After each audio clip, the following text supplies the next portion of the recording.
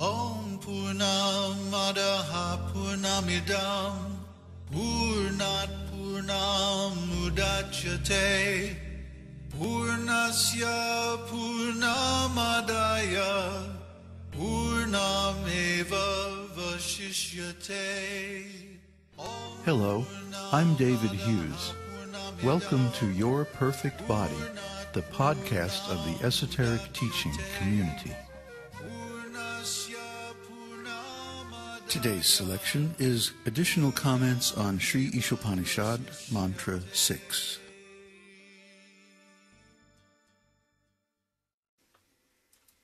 He who sees everything in relation to the Supreme Lord, who sees all living entities as his parts and parcels, and who sees the Supreme Lord within everything, never hates anything or any being.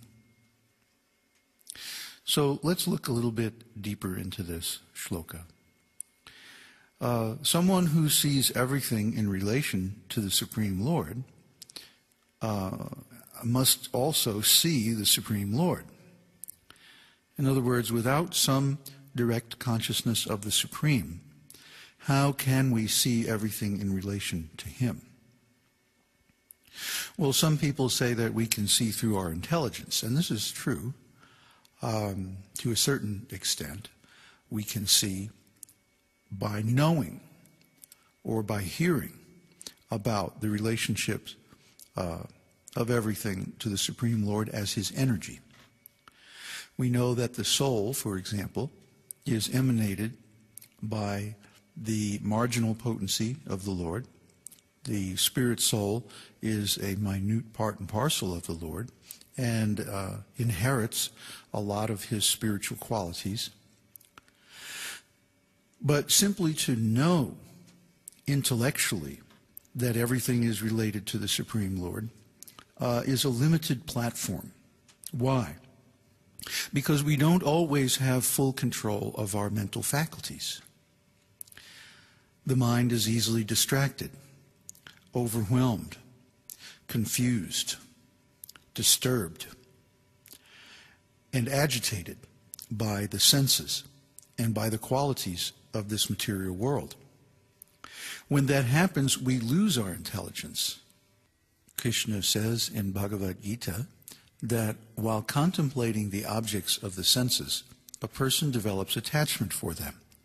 And from such attachment, lust develops. And from lust, anger arises. From anger, delusion arises, and from delusion, bewilderment of memory. When memory is bewildered, intelligence is lost, and when intelligence is lost, one falls down again into the material pool. Bloop, as Prabhupada used to go. So, our intelligence, because we're in this material world, and our potency is limited, our intelligence is fallible. We already know that we have 4 material defects. We have imperfect senses, so we don't see things the way they are. That means we're in illusion about the nature of reality, and therefore we make mistakes. However, we also have the cheating propensity to try to cover these things up. So in such a condition of life, we cannot help but become influenced by the material energy. And when things get really out of hand, that's exactly when we lose our intelligence. During those intense situations when we most need to remember Krishna, when we most need to see things in relation to Krishna, that's exactly the point at which we lose our intelligence. We contemplate the objects of the senses, and by contemplating, we develop desire and attachment for them. But because we can't always get our desires, we become angry. As soon as we become angry, then our memory becomes bewildered. We don't remember the last time this happened, and we got into so much trouble. So we go and we do it again. And of course, when memory is bewildered, intelligence is lost. Because, the last time you did this, you got yourself in big trouble. So why are you doing it again? You must have lost your intelligence.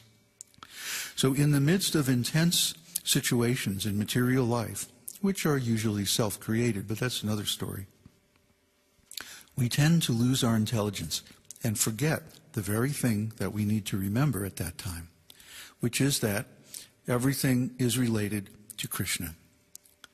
Why? Because of desire. We desire the things in the material world that we think will give us pleasure. And we don't realize that Krishna is actually the source of all those qualities that we are seeking to enjoy. So we try to enjoy them through his energy instead of from him directly. This is a strategic mistake on our part, because we then become entangled with the material energy. And since the material energy is a lot stronger than we are, it overwhelms us. We lose our intelligence and we forget to see everything in relation to the Supreme Lord. So it's a good start to read things in the scriptures, like Īśopaniṣad and Bhagavad-gītā, and try to cultivate this equal vision of seeing everything in relation to the Lord. However, we need to understand that our intelligence is fallible. So we need to find another way to see everything in relation to the Supreme Lord that is not subject to the same failures as our intelligence is. That means we need to contact the Supreme Lord directly so that we can see him at every moment and be aware of his presence constantly. One good way to do that is the practice of the presence. You should all read this wonderful little book.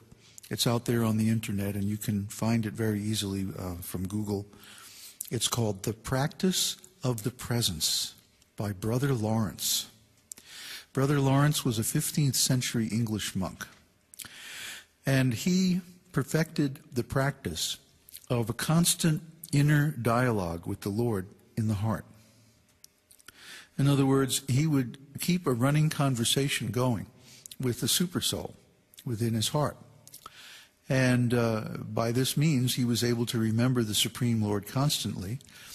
And although he was just a very simple kitchen monk, he became very powerful spiritually. So his teaching is still potent and remains a source of inspiration for many, including myself. I read this a few years back, and I decided to try it. Now, at first, you might think, well, this is just imagination.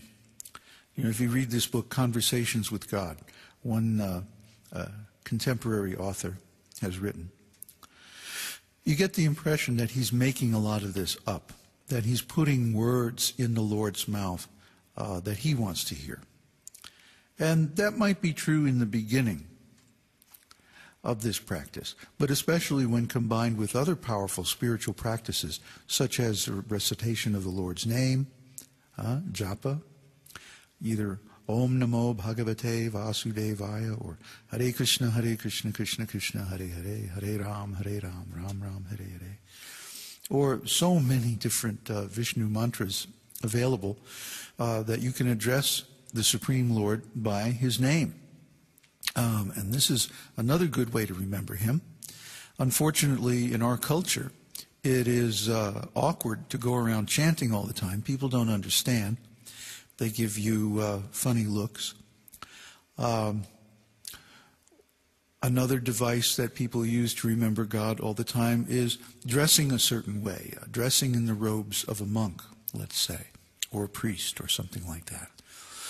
And even this is losing favor in our culture, and you'll find that if you wear a vestment of some kind, that people will definitely treat you differently. So what is the key to remembering God at all times, to creating an infallible link with the Supreme Lord? Well, we have to have a personal relationship with him. Just like when you are in love with somebody, you think of them all the time. You can't get them out of your mind. So everything that you could find that is lovable about any person in this world or in any other world is originally present in Krishna. So those qualities that we find beautiful and attractive about our friends and lovers and mates and so forth are there in Krishna, in fullness, in perfection, and in unlimited quantity. So Krishna is the most lovable person. And when we do love him, we find that he reciprocates from within the heart. This is what people who try to approach God on an intellectual platform always seem to miss. That no matter how good our philosophy is, no matter how many Sanskrit verses we memorize,